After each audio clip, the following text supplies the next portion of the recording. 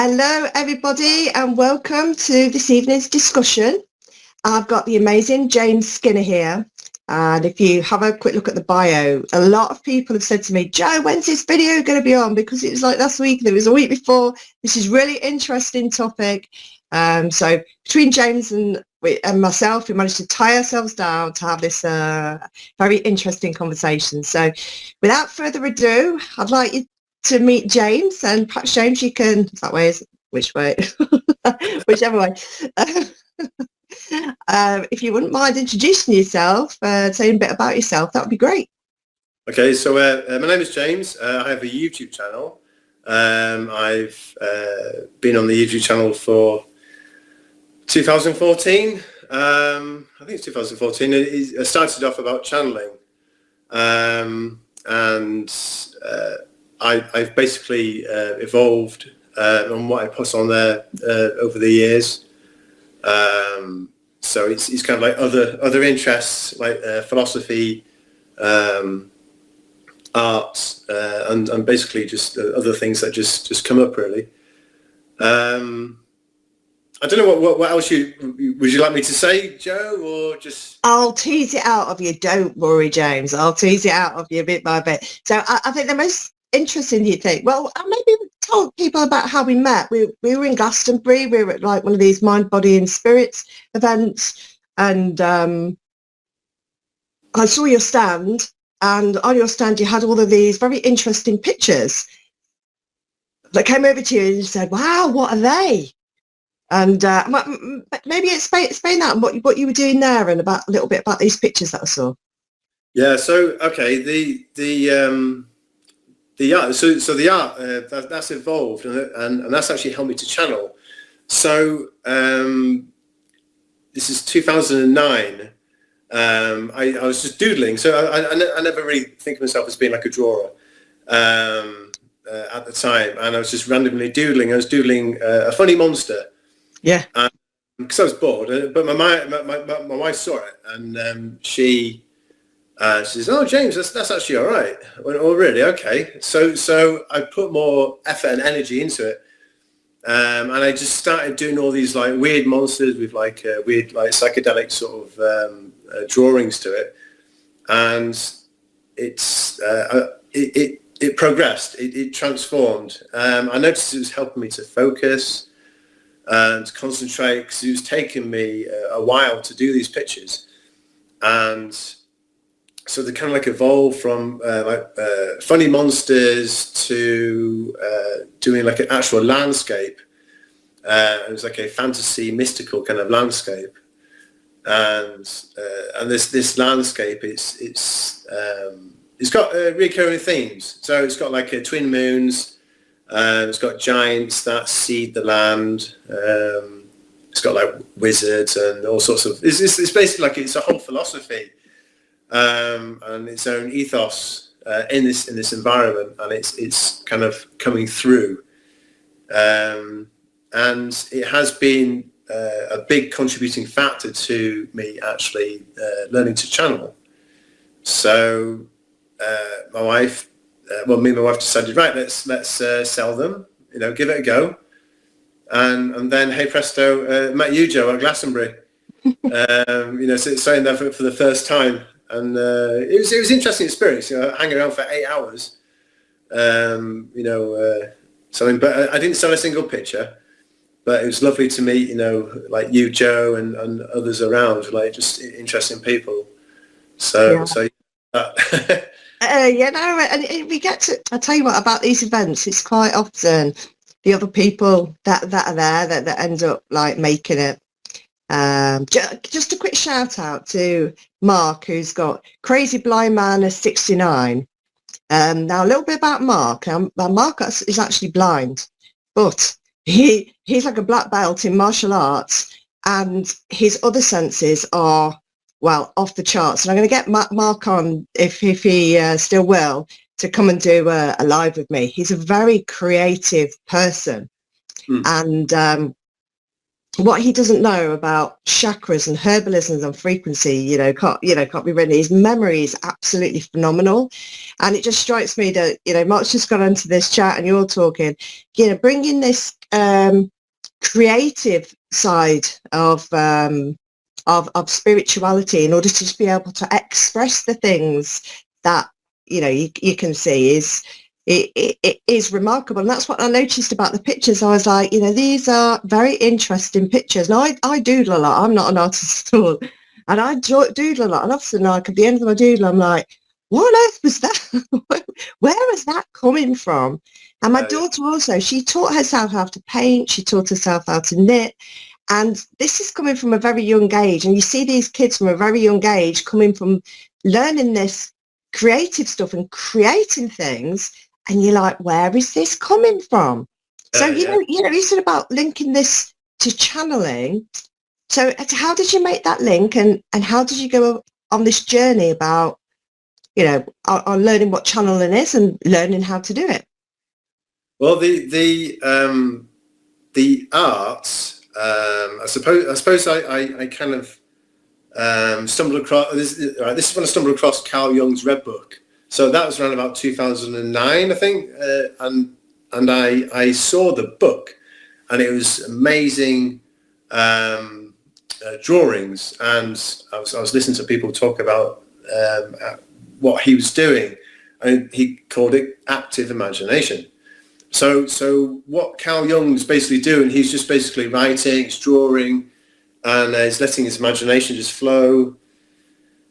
And it's that process. It's like think of a plant that's inside of you, like a seed, and you're allowing it to bloom, and it grows however it grows. And there's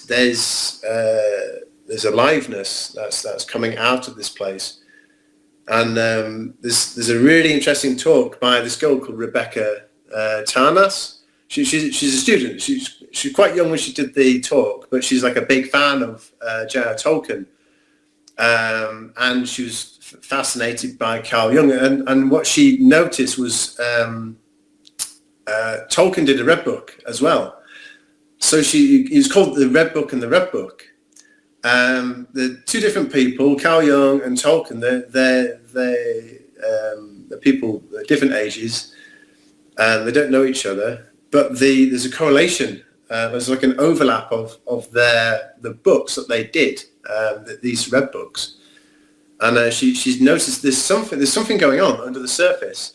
So when people tap into that creative aspect, it's like an allowance. They just open and allow, and so there's something underneath the surface that comes through us, every single one of us, and it's all interlinked. And so it's like this learning about the language of the imagination.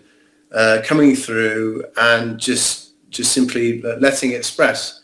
And I say a language because I think a lot of people won't recognise that. It's like if you go to a foreign country. If you go to China, I actually can't speak Chinese, Joe, but if you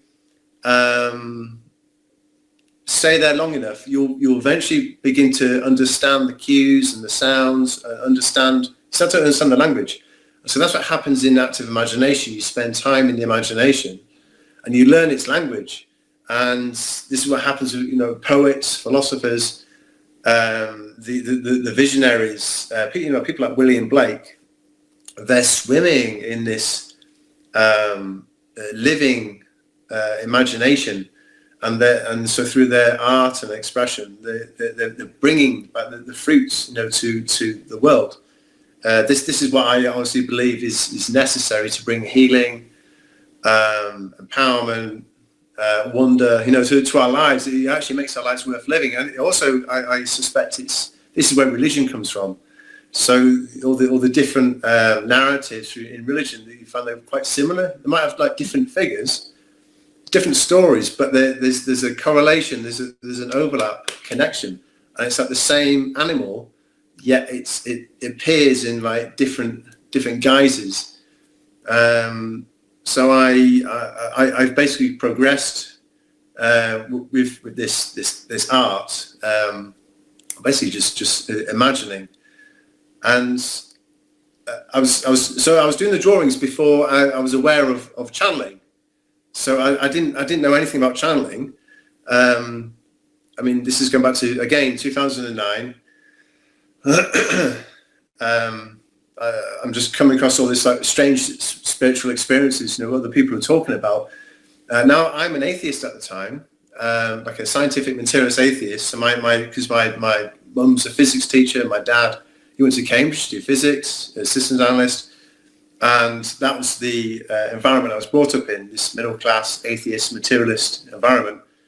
And 2010, I think it was, 2010, my wife, she was having problems with something, and she was advised to go see someone called Anna Sace, psychic but sane.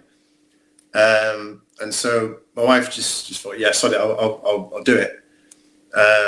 She couldn't think of anything else to do, and so her experience with talking to this lady over in New Zealand, she's receiving information about my wife that she's thinking, how on earth can she possibly know this about me?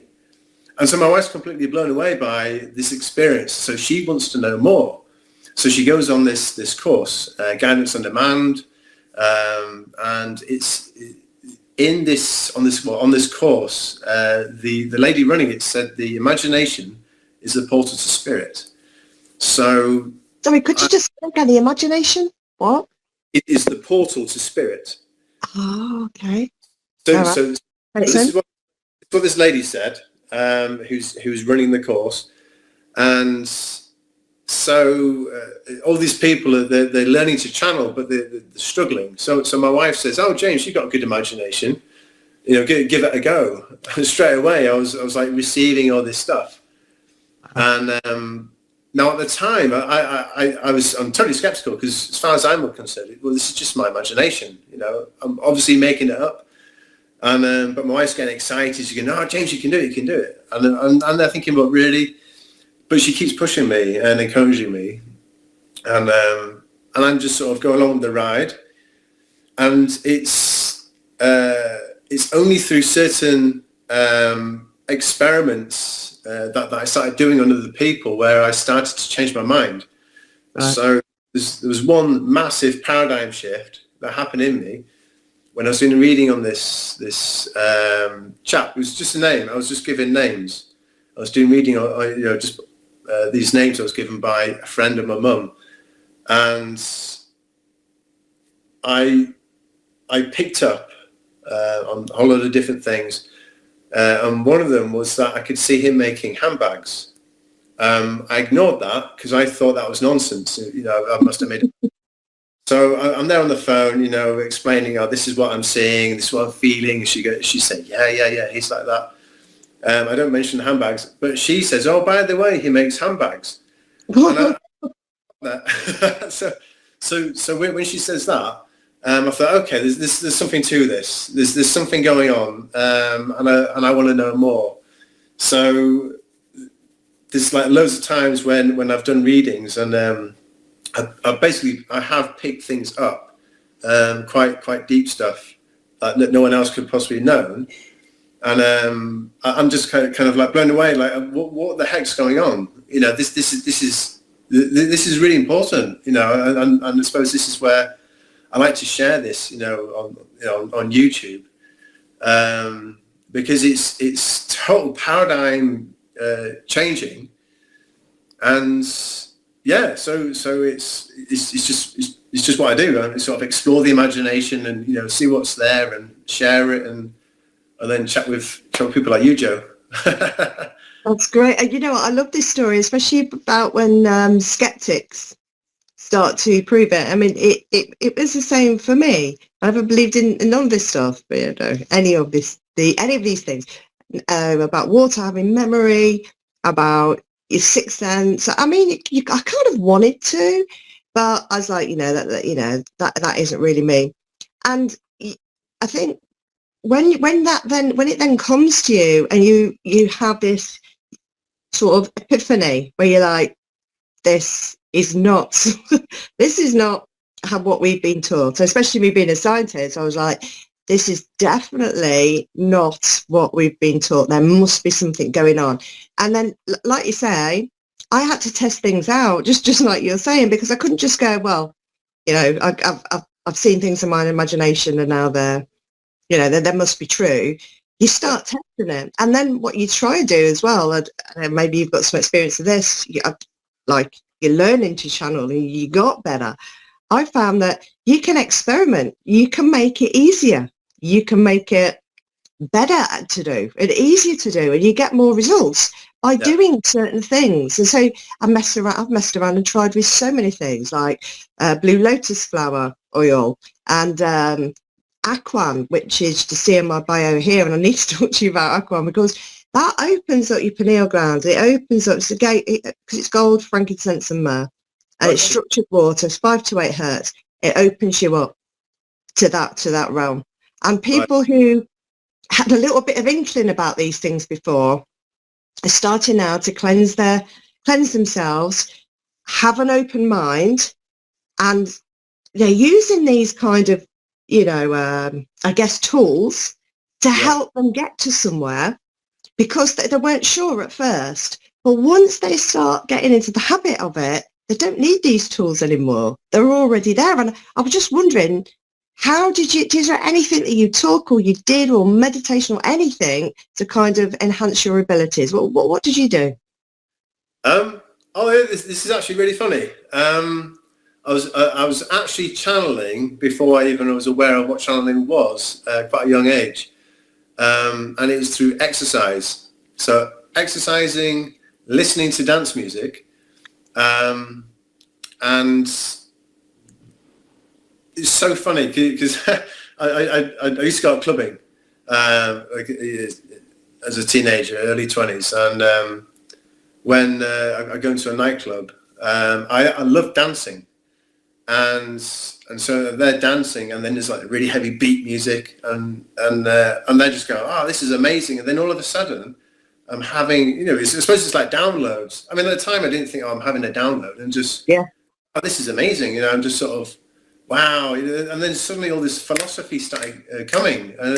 Why am I thinking like this? Because the thing is, at school, I certainly wasn't academic. I was seen as being like the stupid kid in the classroom because I was never paying attention, messing around, and it was like I just wasn't interested. But it was when I started to pay attention to what was happening within, something started coming out. And I remember my dad was saying, James, where's this come from? Because he always felt frustrated, you know. It's like, why the hell aren't you, you know, doing well at education and school and, you know, this sort of stuff. And then all of a sudden I'm just blurting out, you know, stuff about, it's quite similar to Plato, Aristotle, Lao Tzu, you know, this sort of thing, and it's always been the exercising, physical movement, especially strength. So strength exercises with music, dance music, like quite dance music. So yeah, that's the main thing. I don't you know, take any substance or anything at all. That's it. Dancing and move, you know, and listen to music. That's the main thing. Because of course, you know, when you do exercise, and I'm also a personal trainer, and I wonder, you know, I fix my body first. My mind has always really been fixed. And when you fix your body, because I realise all these exercises, when you're holding your breath and things like this, you know, you're activating that Kundalini. You're squeezing. You are doing alchemy, and because you're trying to lift this weight, well, it's the same thing, isn't it? It's the same kind of exercise that you're putting your body through. And you know, I've watched a lot of. I've been watching like qigong, but also just basic exercise classes. And I'm just about to go with my friend next week. She just started a chakra dancing class. And so I want to go and sort of be there for her first one.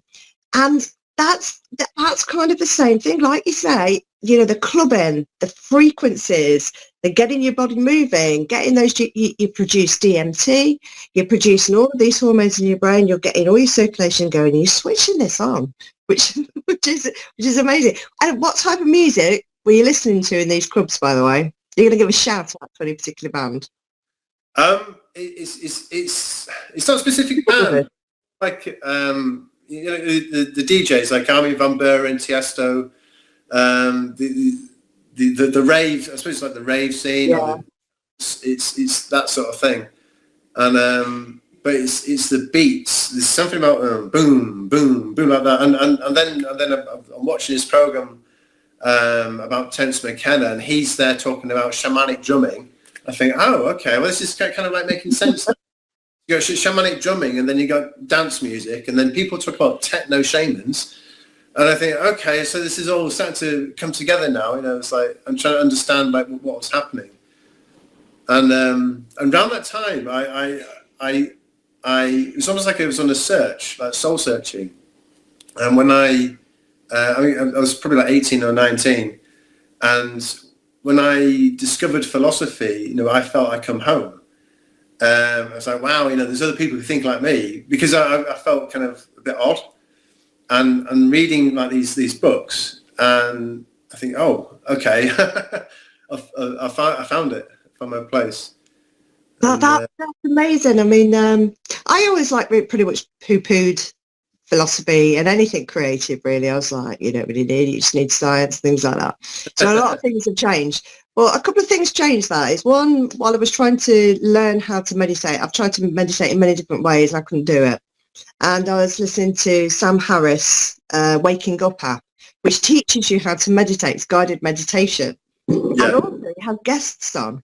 And I can't remember the name of the guy, and I'll find it before the end of this, because he absolutely changed my life when it comes to philosophers. And he was talking about Stoic philosophy. Okay. And I learned all about this. I was like, this is why I've never really listened to philosophy before, because it wasn't my philosophical mindset.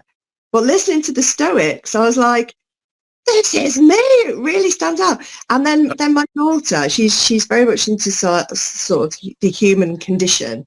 She has been since she's little, since she was like 8, 9, 10 years old, right? So she's an old soul, she is. But she got me watching The Good Place.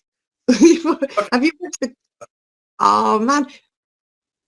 To cut a long story short, as well as many other things, it teaches you all about the philosophers and philosophy, right? But in a completely different context. It's like it's a show about what happens in the afterlife. And but it is philosophy. You'd really enjoy it, James. You'd really enjoy it. But a lot of these philosophers have come out, you know, aren't very well spoken of, or I don't think they put them across in the way that people can enjoy, until I watched The Good Place. And I was like, that's what they should be teaching people, because people would listen and understand.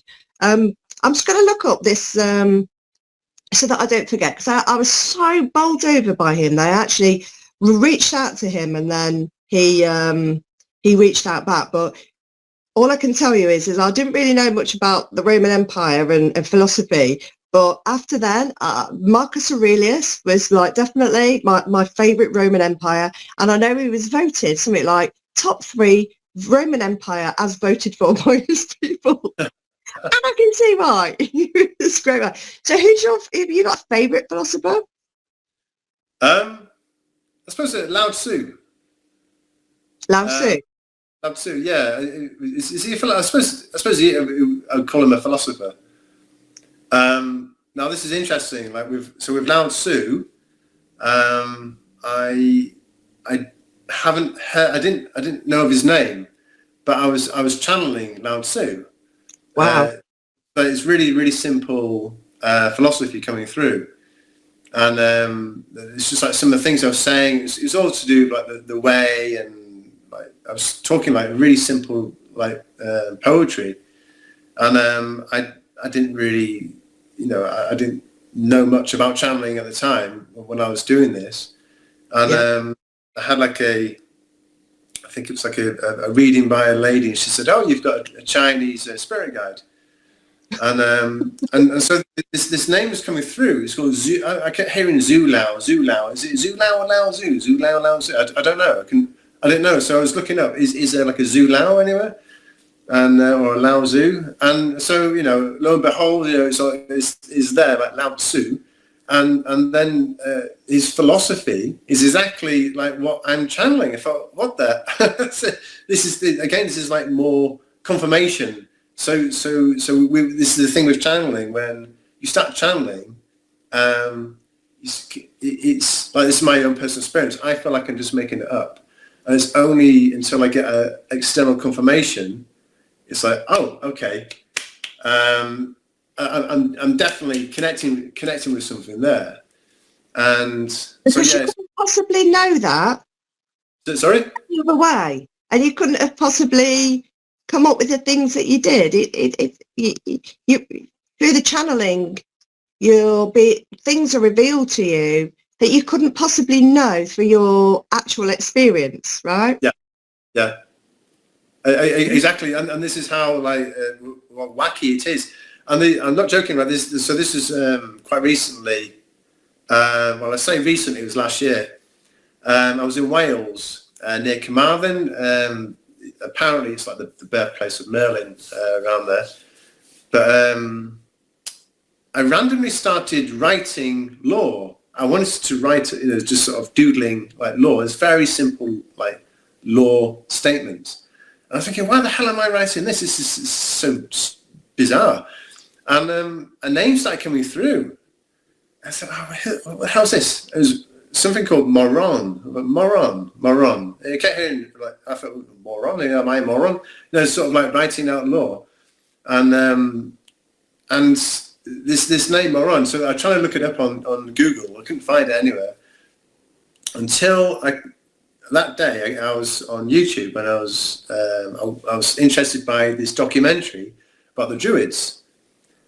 And halfway through the documentary, all of a sudden, he was talking about a god of law called Moron, and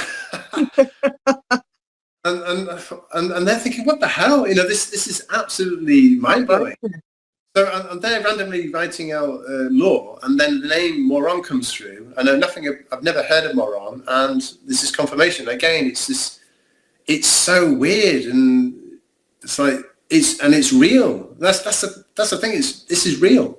It's real. I love what you're saying there. And actually, the talk that I gave in Glastonbury, and I haven't uploaded the video yet, was about this. That I was very much a skeptic. I cleansed myself, cleansed my body, cleaned my pineal gland, and all of a sudden I started knowing things. Like the hill down the bottom of my road was a pyramid. It was a place of power. It wasn't just a BMX track that I go, well, a mountain biking track, which seems crazy, but I've proven it. There's no way. I've been here for by that time, about 18 years. I never thought about that. And so I've proven to myself so many times that the information coming down to me is correct, which is now I'll be about quantum physics, how atoms work, how water works, how it connects to your DNA. And then people say, no, yeah, but there's this video, Jo. And I'm like, oh, yeah, they're great. That confirms it. But I didn't watch that video first. I had to download first, started telling people about it, and then finding it was a thing. And yet now I trust my intuition and what comes down to me more than I do what's in a book. Yeah. No, it's absolutely amazing, Jo. Absolutely amazing. Like, can you talk a bit? Sorry. Am I talking too quietly or? No. I was just going to say, when you're working with people, obviously you don't want to give names, but can you give some of the things that you've channeled for them that they were really bowled over about, saying there's no way you could have known that? Have you got some examples? Yeah. Okay. So there's a girl who I was doing a reading on, and this is actually really interesting. So I was tuning into her body, and I could see something going on with her thigh, like a thigh. I thought it looks like it's being damaged. And I saw it looked like water coming out of her side. Now, this is going back to what I was saying about imagination being like a language. So I didn't quite understand what I was saying. But I said, look, there's something over your thigh bone, and you've got water coming inside. So I guess something going on with your kidneys. So what she said, I was in a car accident, and yes, my thigh bone was smashed. It's not my kidneys, it's my ovaries. So she's got something going exactly where I could see it. So that she was like totally taken aback. There's a lady. I won't give any. I can't give any names on this lady because the thing is the stuff I see is very personal. So it is quite intense. This one lady. She was attacked. Someone smashed her over the head. No, I didn't know that. And when I was doing the reading on her, she's somewhere else, miles away. It's on the phone. I said, "Oh, I can see something going in your head," and it's like a big crack. It's like a lightning right in the head. And this is like what I'm picking up. And she's basically pointing out, what I'm saying is basically her getting smashed, on the head, where she was attacked. And there's lots of other things. There was one funny one. I was trying to work out what does this girl in America, what does she do for a living? And I saw a giant penis walking through the city. Like Mr. Stay Puft Marshmallow Man in Ghostbusters. And I thought, I'm not saying that. No, it's just too embarrassing. And it turns out she works for a dating agency for women trying to find men in the city. That's what I'm seeing. This is like that's what spirit or the imagination is showing me.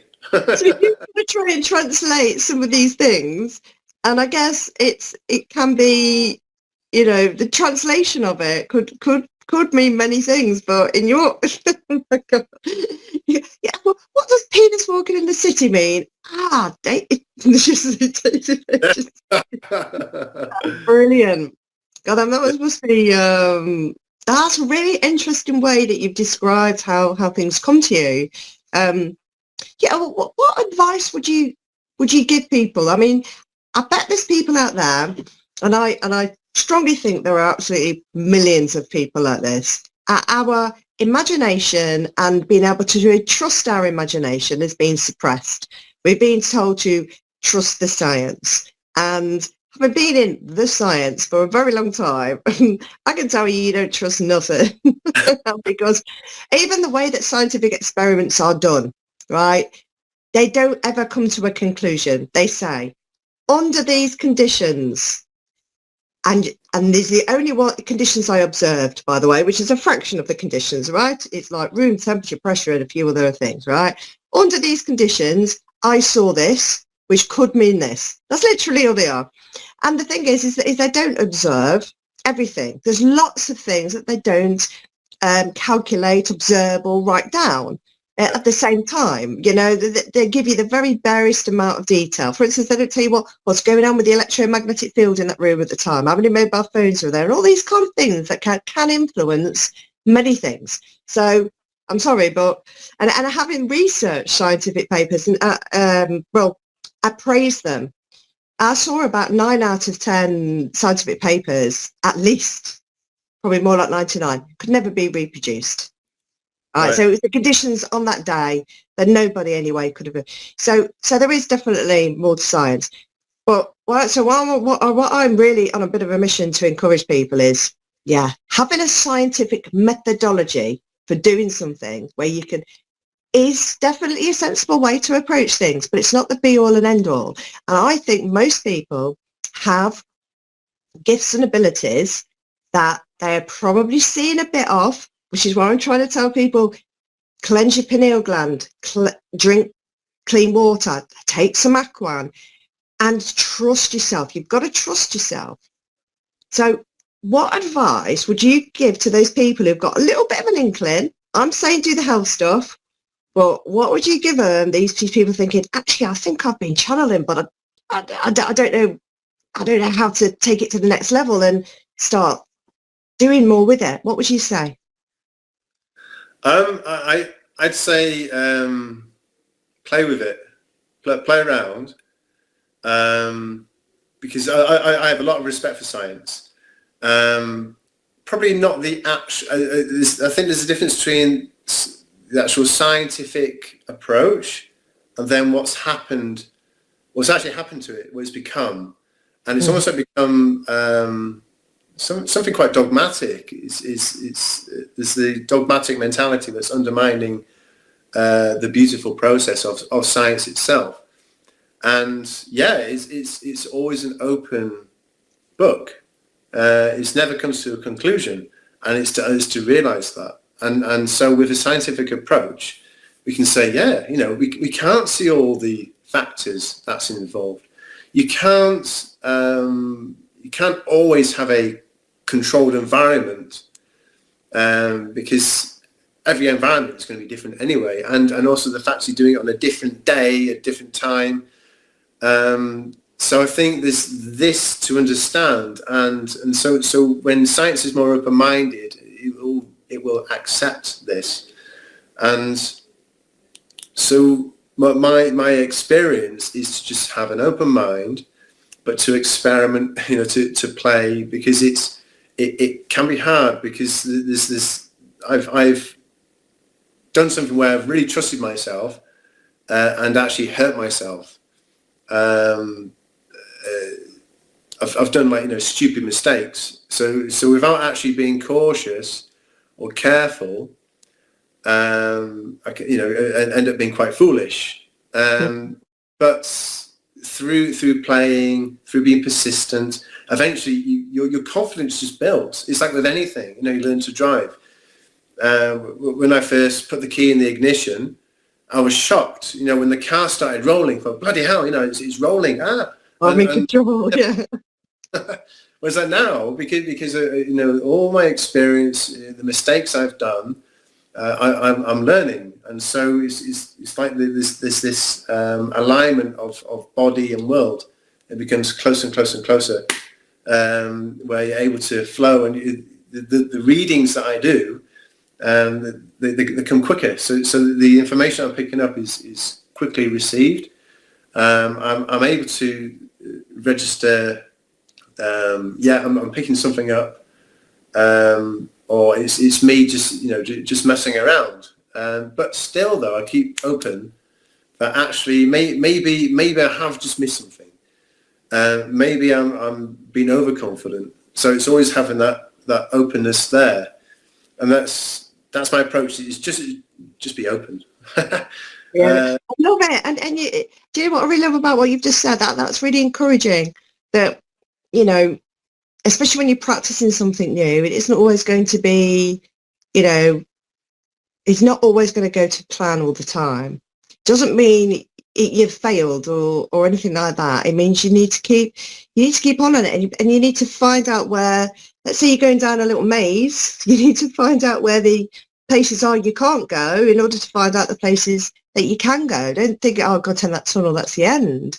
And approach it with a logical mind. It's like, okay, like you said, I've learned that, let's try something else, because I think within us, I did a little video on my Telegram channel the other day about what was coming down to me about DNA and the things that are encoded in our DNA. I mean, my first degree was in genetics and microbiology, and I got taught the three-dimensional genetics, which I understand extremely well. I thought I knew everything about genetics, but for everything in the third dimension, there are other dimensions as well. And when you really look at DNA, you look at the OH backbone, it's water. And water can encode everything. Water is a software code. It's got these O's and these H's, these ones and these zeros. And we're born, our genes are born with certain software, which is in our genes, with these O's and these H's. And our body reads it and responds to it. But we can also program it and also be programmed. All right. So which is why I try to say to people, when people are talking about the subconscious, this had me thinking, for puzzling over and meditating over and dreaming over for months until it came to me. Your subconscious is not like some part in your brain next to your amygdala or wherever it is, right? It's encoded in your DNA, which is why when you drive, you're not consciously aware of it. You are literally running a program. And you taught yourself that program. But at first, just like you're saying, you had to learn bit by bit by bit, but then it becomes naturally. And some people start off with that software code, and there's already quite a lot written. And this is why some kids can pick up and all of a sudden know how to draw. It's literally encoded in their DNA. Right. But you can take it and you can develop it. But also, if you haven't got a very good one to start off with, that template's small, I don't care. You can still learn to drive. And when you learn to drive and you realise how complicated it is and how many people can drive, you're like, we must be able to do anything. Because honestly, driving, look at what's going on. How many people can drive? So I bet a lot of people can do this. So your words are very, very helpful and very wise. So I appreciate that. And what I would like to also say to people, go to your channel, because that is, you see a man talking about his experience and sharing this with everybody, because this is what I found as well. I was fortunate to have the right people around me to be able to help me realize what was going on quicker. But there weren't like, there's a lot of gurus on there's a lot of fake people out there. And I'm looking for genuine people, not people with 40 million followers and you have to pay for this and pay for that. I'm looking for proper connections to teach me. And your website and what you do is so genuine. I really encourage everybody to go and reach out to you and go and find your spot. Oh. So what was the last video you did? Can you remember, or one of the most memorable sort of YouTube videos that you did? Well, the sort of YouTube videos that I enjoy doing are the art ones. So I'll put the pictures together. But my most recent one, it's about the gardener. In fact, no, this is actually one of the most important themes that I actually channel, and it's this gardener. Wow. So remember, as a child, I always thought a good king is like that of a gardener. So what does a gardener do? They see potential in the plants, and they provide nurture, and they provide a home. They protect. So something's coming through. So this gardener is the divine masculine. So you got the divine masculine that serves the earth, the divine feminine. So it's merging together. So the gardener is it's like a spiritual embodiment. So it's like embodying. So that's what it's called, the embodiment of the spirit of the holy gardener. And the point is that it's this warrior, caring, nurturing energy that protects, and it understands the potential in human beings to really draw that out, and to create it's a holistic. So it's everything's a holistic environment. So this way of like, how we're going to come out of this monetary system, and it's through this changing how we see things. So we're going from how can we earn money that feeds into a bank account to actually externalizing the bank is the world. So when we act upon the world, it's an investment. You reap what you sow. So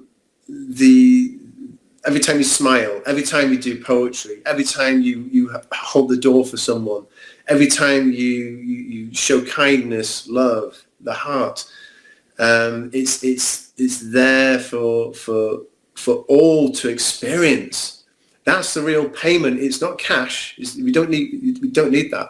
It's the into the land, and we receive. So it's like it's like a mirror. It becomes like a mirror, and so the gardener is a powerful like an entity that's there to draw inspiration and to bring fruition upon the land. And basically, that I really see that as something that's necessary now, especially in the West, where we're missing this spirit, this divine spark, lack of focus, and so we can actually draw focus and attention and vision and power, back to the human soul, and so we can start to really radiate and bloom and flourish upon the world. That's the big theme that I'm really trying to get across in my videos at the moment. Wow, James. Apart from that being beautiful, the reason why I'm just holding my face is because this morning I literally wrote a little prayer. Literally wrote a little prayer 3 times now, and I said it about wishing that and hoping that what would happen is as people give things, it would be reflected back onto them so they could experience what it is they wanted to happen to other people. So the more good things that you do, the quicker that comes back. And I think one of the things is this is very slow. I mean, people call it karma and things like that. It's not that. And I wrote this little prayer, and in my head, and at the end of the prayer, it's like, you reap what you sow. You reap what you sow. And I was like, literally did this morning. It's all I've been able to think about all day. And you're saying that. And as we enter more 5D, this is happening more quickly. So for the good and for the bad. And I think this is a problem what's happened. There's been such a delay in between that action and it back on you that people have disconnected from what they do for what benefits it has either for the community or they can't see that. They're disconnected from it when we're not. We are entirely connected to that. What you reap, you sow. What you sow, you reap what you sow, right? You give out, and it's all reflected, and that's why we have to keep reflecting these good things. So that's what's just like pretty much blown my mind. Oh, that's really sweet. Well, this is it. You reap what you sow, and you set this up, Joe. So you set this up today. There's a reason why you set it up today, and you did that prayer today, and here we are, talking, about this, Manifesting it. It's all in synchronicity. do you know if I could, because it's just so profound, it's just so shocking. I would show everybody what I wrote, but I said it as a little prayer and burnt the paper and it's gone. And so I can't show anybody. But honestly, this is like blowing my mind. So you're right. You brought it on. We've got it there, and together we will manifest. We will manifest this. So that's just wow. That's blown my mind. That's absolutely amazing. Joe, how much longer are we able to talk? We can carry on talking. Okay, yeah, because there's certain things that you said that remind me. I've remembered other things that I've picking up. So you're talking about water. Now I was listening to some of the talk you were doing before. I can't remember the chat, but you were talking about water. Yeah, Dr. Alex Ling, yeah. Yeah, that was it. Yeah, and the memory in the water. Now you were asking me about macrobes. Do you remember the whole thing? Yeah. Macrobes, yeah. So this is quite interesting. I was intrigued. Okay, so I was experimenting again. Go back to these psychic experiments. I was thinking, okay, let's see if we can hone in on who's pulling the strings, who's really behind the scenes, pulling the strings. And I expected to, for it to go into the Vatican or somewhere like that. And I was quite surprised where it took me, and it took me to the sea. And I thought, oh, okay, the power isn't on the land, it's in the sea. So I was quite taken aback, and what's happening with the seats, it holds memory, and it's not just any memory, it's the sun. You've got the sun, all the sunlight that goes in, all that energy light, it goes into the sea and it all holds it. And the other thing I found really funny was my attention was drawn to off the west, I think it's the west coast of South America. And I was thinking, well, why am I being drawn there? I didn't really think much of it. And then I was listening to this talk about Cthulhu. You've heard of H.P. Lovecraft? So H.P. Lovecraft, he is a chap, I think it's probably in the 1920s, he used to write horror. And he wrote, it's like this ancient monster that dwells in the sea, and where he dwelled was off the coast of South America, exactly where I was honing in on. Wow. I didn't know that, and it was only until when I was like honing in, and then I stumbled across this story about where Cthulhu actually lives. I thought, oh, there's something going on here, and again, this is going back to active imagination. With like Carl Jung's Red Book and Tolkien's Red Book and the overlap. Well, H.P. Lovecraft, because he's writing stories, being creative. Yeah. Yes. Something, and he's basically saying there's something over there. And I was honing in. I think, hang on, there's something over there. And so we're both like pointing at there's something over there, off the west coast of South America. And but yeah, there's a lot of interesting stuff I was picking up on. It's to do with how like water draws in memory, and especially like with blood. With what's happening in Ukraine. So especially with the land, because the land is very fertile land. As it rains, or the rain goes into the sea, it captures all that energy, and it feeds into the sea. And so basically, it's just, I just thought I'd share that there's like something going on in the sea, and the macro is like this sort of large entity I think it works through not just people, but it works through the actual land itself. So it's like because the land is alive, and the sea's alive, the air is alive. So it's like these giant. When you see these blobs, like bacteria blobs, but these like blobs on Earth are absolutely huge, and they're drawing energy from people. From the activity that's happening. I suppose it's like part of like creating chaos, but some of them actually can create harmony. It's almost like forming a healthy relationship with the greater spiritual entity. So if you can actually form a healthy relationship with some of these entities, where they're working symbiotically instead of parasitically. And at the moment, they're quite parasitic, especially on Remembrance Day. I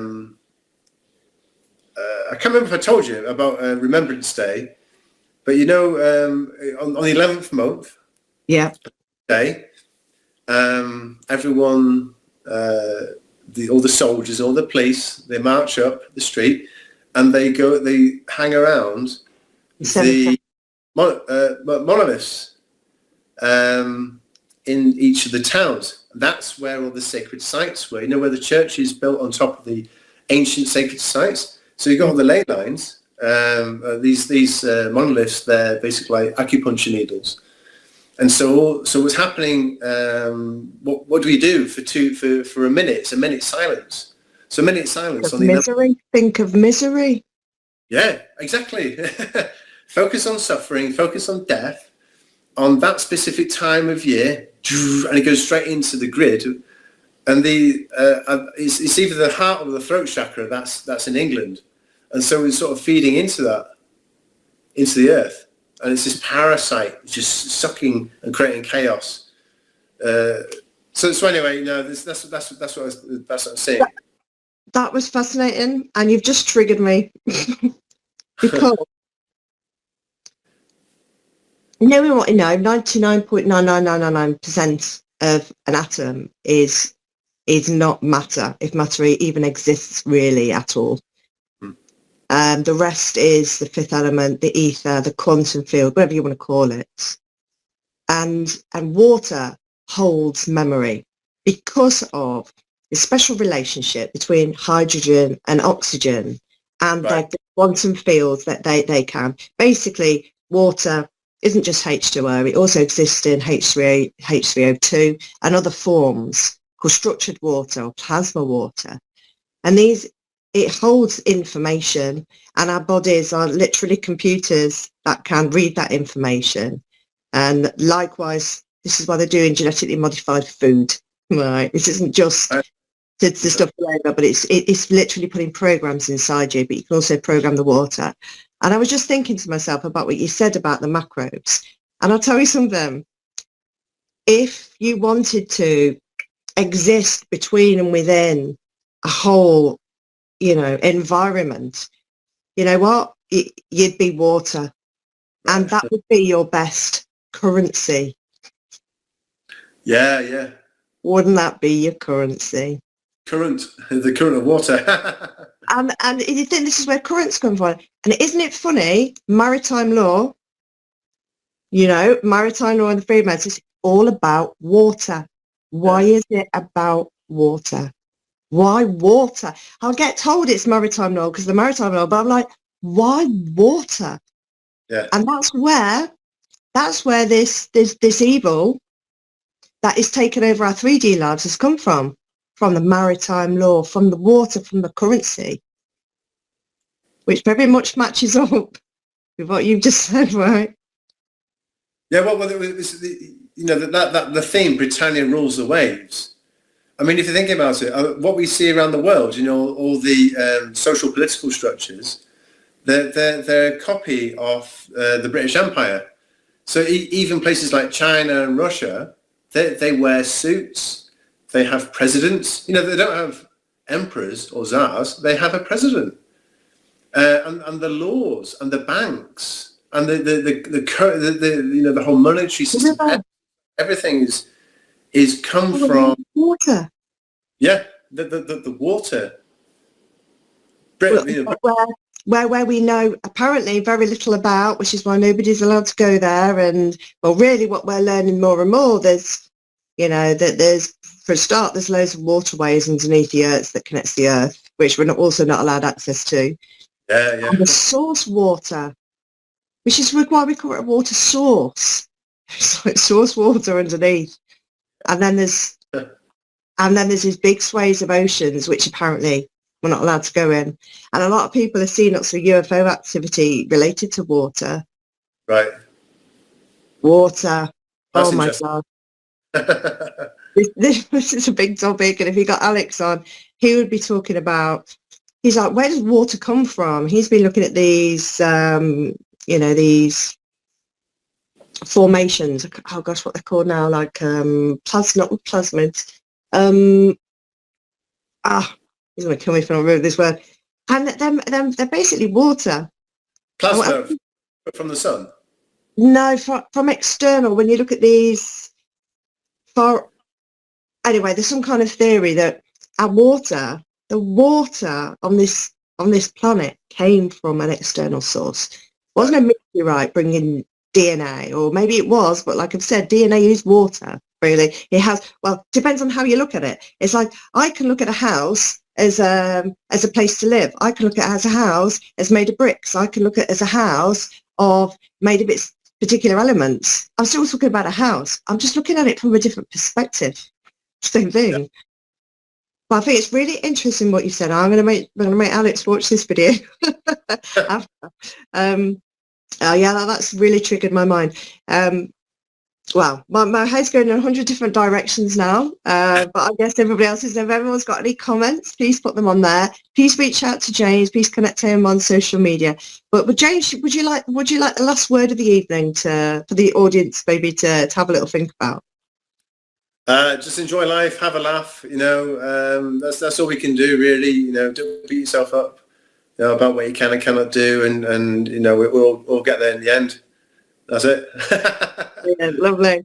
And I would say, guys, clean your vessel.